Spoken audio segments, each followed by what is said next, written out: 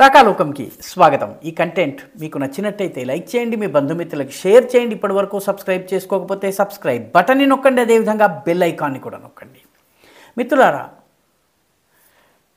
దేశం యొక్క దిల్ అయినటువంటి ఢిల్లీలో, భారత్ కా దిల్ ఢిల్లీలో అసెంబ్లీ ఎన్నికలు జరగబోతున్నాయి. ఈ అసెంబ్లీ ఎన్నికలు భారతీయ జనతా పార్టీకి అత్యంత కీలకం. ఎందుకంటే 1993 తర్వాత బీజేపీ మళ్ళీ అధికారంలోకి రాలేదు.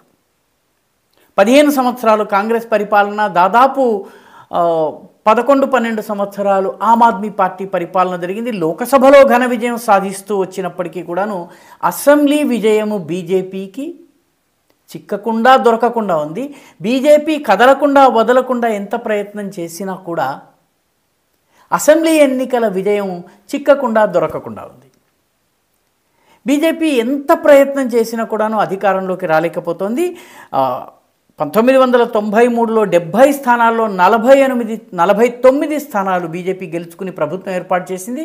సాహెబ్ సింగ్ వర్మ కొంతకాలము, మదన్ లాల్ ఖురానా ముందు కొంతకాలము, ఆ తర్వాత సాహెబ్ సింగ్ వర్మ కొంతకాలము, ఆ తర్వాత చివరికి సుష్మా స్వరాజ్ కొంతకాలము ముఖ్యమంత్రులుగా ఉన్నారు. ఈ 5 ఏళ్లలో 3 ముఖ్యమంత్రులను చూసింది. ఆ తర్వాత ఎన్నికల్లో షీలా దీక్షిత్ వరుసగా 3 సార్లు గెలిచారు. ఆ తర్వాత నుంచి ఆమ్ ఆద్మీ పార్టీ యుగం ప్రారంభమైంది. అరవింద్ కేజ్రీవాల్ శకం ప్రారంభమైంది. సో ఢిల్లీలో బీజేపీకి ఎట్టి పరిస్థితుల్లోనూ గెలవవలసినటువంటి అవసరం ఉంది. హర్యానా, ఢిల్లీకి ఉత్తరాన ఉన్నటువంటి హర్యానా, పశ్చిమాన ఉన్నటువంటి ఉత్తరప్రదేశ్, అదేవిధంగా నైరుతిలో ఉన్నటువంటి రాజస్థాన్, దక్షిణాన ఉన్నటువంటి మధ్యప్రదేశ్, ఛత్తీస్గఢ్, ఇవన్నీ బీజేపీ ఖాతాలో ఉన్న, మధ్యలో ఉన్నటువంటి ఢిల్లీ, దాని పక్కనే ఉన్నటువంటి పంజాబ్, ఈ రెండూ అందటం లేదు. అటు ఉత్తరాంచల్ కూడా బీజేపీకి వస్తోంది, హిమాచల్ వస్తూ పోతూ ఉన్నప్పటికీ బీజేపీ ప్రాబల్యం ఉంది. కానీ ఢిల్లీలో మాత్రం 1993 తరువాత బీజేపీ గెలవలేదు. బీజేపీకి ప్రధానమైనటువంటి అడ్డంకి 12 సీట్లు. లోకసభలో చూసినప్పుడు బీజేపీ ఘన విజయం సాధిస్తుంది. ఈ మ్యాప్ను చూస్తే ముందు జరిగిన అసెంబ్లీ ఎన్నికలు, తరువాత జరిగిన అసెంబ్లీ ఎన్నికల్లో బీజేపీకి ఎంత తక్కువ సీట్లు వచ్చాయో కనిపిస్తుంది. మధ్యలో లోక్సభ స్థానాల్ని చూసినట్లయితే భయంకరమైనటువంటి మెజారిటీ బీజేపీ అన్ని సీట్లను గెలుచుకుంది. కానీ అసెంబ్లీ దగ్గరకు వచ్చేటప్పటికి బీజేపీ చతికిలబడుతోంది. 2015లో 3 సీట్లు, తరువాత జరిగినటువంటి ఎన్నికల్లో బీజేపీకి కేవలము 7 సీట్లు వచ్చినాయి. కొద్దిగా ఇంప్రూవ్ అయినప్పటికీ పర్సంటేజ్ పెరిగిన 7 సీట్లు వచ్చినాయి. బీజేపీ దెబ్బతినడానికి కారణము 12 సీట్లు. 70 సీట్లలో 12 సీట్లు అంటే దాదాపు 1/7 వంతు కన్నా ఎక్కువ సీట్లు. ఈ సీట్లలో బీజేపీ 2008 తర్వాత గెలవలేదు. ఇందులో 9 సీట్లలో బీజేపీ 1993 తర్వాత గెలవలేదు. ఆ సీట్లన్నీ కూడాను అయితే దళిత మెజారిటీ లేకపోతే ముస్లిం మెజారిటీ. 9 ముస్లిం మెజారిటీ సీట్లలో బీజేపీ గెలవలేదు. దళిత సీట్లలో ఒకసారి గెలిచి ఒకసారి 2008 తరువాత అక్కడ కూడా ఓడిపోతూ వచ్చింది. ఉదాహరణకి పాత ఢిల్లీలో ఉన్నటువంటి మాటియా మహల్ కావచ్చు, బల్లీ మారన్ కావచ్చును, అంబేద్కర్ నగర్ కావచ్చును, శీలంపూర్ కావచ్చును. శీలంపూర్ 2020 ఢిల్లీ అల్లర్ల కేంద్ర స్థలము. ఓఖ్లా సీటు కావచ్చు. ఓఖ్లా సీటు వాస్తవానికి షాహీన్ బాగ్ ఇక్కడే ఉంది. బాట్లా హౌస్ ఎన్కౌంటర్ జరిగినటువంటి ప్రదేశం ఇక్కడే ఉంది. షర్జీల్ ఇమాం ఉద్యమాలన్నిటికీ కూడాను ఈశాన్య భారతదేశాన్ని మిగతా దేశంతో వేరు చేస్తానన్నటువంటి షర్జీల్ ఇమాం ఈ ప్రాంతంలోనే తన కార్యాలయాన్ని అవన్నీ పెట్టుకున్నారు. సుల్తాన్పూర్ మాయరా, అదేవిధంగా మంగోల్పురి ఎస్సీ రిజర్వ్డ్ కాన్స్టిట్యున్సీ, జంగీపురా, దేవ్లీ, అదేవిధంగా న్యూఢిల్లీ 2008 నుంచి బీజేపీ గెలవలేదు. వికాస్పురి 2008 నుంచి గెలవలేదు. కోండ్లీ బీజేపీ 2008 నుంచి గెలవలేదు. ఈ సీట్లలో ముస్లిం ఓట్లు ఎక్కువ ఉన్నాయి. ముస్లిములు బీజేపీకి ఓటు వేయటం లేదు.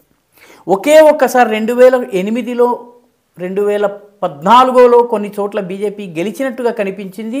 ముస్లిం ఓట్లు కాంగ్రెస్, ఆమ్ ఆద్మీ పార్టీల మధ్య చీలిపోయినప్పుడు. కాబట్టి బీజేపీ ఈవెన్ రిజర్వ్డ్ సీట్లలో కూడాను 2003లో కరోల్ బాగ్ గెలిచింది. అంటే 2003లో ఒకే ఒక్క సీటు ఎస్సీ రిజర్వ్డ్ సీటు గెలుచుకుంది. 2008లో 2 సీట్లు గెలుచుకుంది కరోల్ బాగ్, త్రిలోక్పురి. ఆ తర్వాత 2013లో 2 సీట్లు గెలుచుకుంది గోకల్పూర్, అదేవిధంగా భవానా. ఆ తర్వాత 2015, 2020లో ఒక్క సీటు కూడా గెలుచుకోలేదు. కాబట్టి దళిత ఓట్లలో ఎప్పుడో ఒకప్పుడు ఎంతో కొంత విజయం సాధించడం జరుగుతున్నప్పటికీ ముస్లిం ఆధిపత్యం ఉన్నటువంటి సీట్లలో బీజేపీ గెలవటం లేదు. ఈ 12 సీట్లలో బీజేపీ పర్ఫార్మెన్స్ ఏ రకంగా ఉంది అన్నది దాని విజయ అవకాశాలని ప్రభావితం చేస్తుంది. ఎందుకంటే నిజంగా అధికారంలోకి రావాలంటే 36 సీట్లు గెలవాలి. అంటే మొత్తం 70 సీట్లలో దాదాపు ఒక 12 సీట్లని తీసేస్తే బీజేపీ 58 సీట్లలోనే ఎఫెక్టివ్లీ పోటీలో ఉన్నట్టు.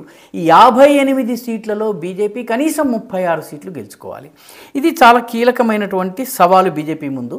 బీజేపీకి ఉన్నటువంటి రెండవ ప్రధానమైన సమస్య దాదాపు 20 స్థానాల్లో పూర్వాంచలి ఓటర్స్, అంటే తూర్పు ఉత్తరప్రదేశ్, పశ్చిమ బీహార్కి చెందినటువంటి ప్రజలు ఎక్కువగా నివసించే సీట్లు ఉన్నాయి. ఉదాహరణకి ఉత్తమ్ నగర్, వికాస్పురి, ఆదర్శ్ నగర్, బదర్పూర్, బురారి, కిరారి, కరావల్ నగర్, లక్ష్మీనగర్, కృష్ణనగర్, షాహదరా, సీమాపురి, ముస్తఫాబాద్, పట్పట్గంజ్, అదేవిధంగా రిఠాలా. ఈ స్థానాలన్నింటిలో కూడా పూర్వాంచల్ ఓటర్లు, అంటే యూపీ, బీహార్కి చెందినటువంటి ఓటర్లు ఎక్కువగా ఉంటారు. బీజేపీ రాష్ట్ర అధ్యక్ష పదవి ఈ ప్రాంతానికి చెందిన వ్యక్తికి ఇచ్చింది, కానీ మిగతా నాయకులు లేని కారణంగా ఇక్కడ కూడా కొంత బలహీనంగా ఉంది. ఈ సీట్లలో ఈసారి బీజేపీ పర్ఫార్మెన్స్ ఎలా ఉండబోతుందన్నది చాలా కీలకమైనటువంటి ప్రశ్న. కాబట్టి ముస్లిం ఏరియాల్లో బీజేపీ ఏ మేరకు ఎక్కువ ఓట్లు సాధిస్తుంది, లేదా ఈ ప్రాంతంలో ఆమ్ ఆద్మీ పార్టీ, కాంగ్రెస్ల మధ్య ముస్లిం ఓట్లు ఏ రకంగా చీల్తాయి. అదేవిధంగా ఈ 12 స్థానాల్లో ఈసారి ఎంఐఎం కూడా పోటీలో ఉంది. అదేవిధంగా దళిత స్థానాల్లో బహుజన సమాజ్ పార్టీ గతంలో ఆమ్ ఆద్మీ పార్టీకి, కాంగ్రెస్కి మద్దతు ఇచ్చింది, ఈసారి సొంతంగా పోటీ చేస్తోంది. పర్యవసానంగా ఈ 4-5 పార్టీల మధ్య ఈ వర్గాల ఓట్లు చీలినట్లయితే బీజేపీ అవకాశాలు మెరుగుపడవచ్చు. ముస్లిం సీట్లలో 1-2 వచ్చినప్పటికీ కూడాను బీజేపీ ఓవరాల్ టాలీ కనుక 35 దాటితే ప్రభుత్వం ఏర్పాటు చేస్తుంది. లేకపోతే 1993 తరువాత నుంచి ఎదురు చూస్తున్నట్టే ఈసారి కూడా బీజేపీ అధికారానికి దూరంగా ఉండి అందరి ద్రాక్ష పండుని చూసి ఉన్నట్టుగా ఉండాల్సినటువంటి పరిస్థితి వస్తుంది. మొత్తానికి ఏం జరుగుతుందో చూద్దాం. మొత్తం మీద ఈ 12 స్థానాలు, 70 స్థానాల్లో 12 స్థానాల మైనస్తో బీజేపీ ఈ ఎన్నికల్లో తన యొక్క పోరాటాన్ని ప్రారంభిస్తోంది. ఈ వీడియో మీకు నచ్చినట్టయితే లైక్ చేయండి, షేర్ చేయండి, ఈ ఛానల్కు సబ్స్క్రైబ్ చేయండి. మీ అభిప్రాయాన్ని కమెంట్ల రూపంలో తప్పనిసరిగా పంపించండి.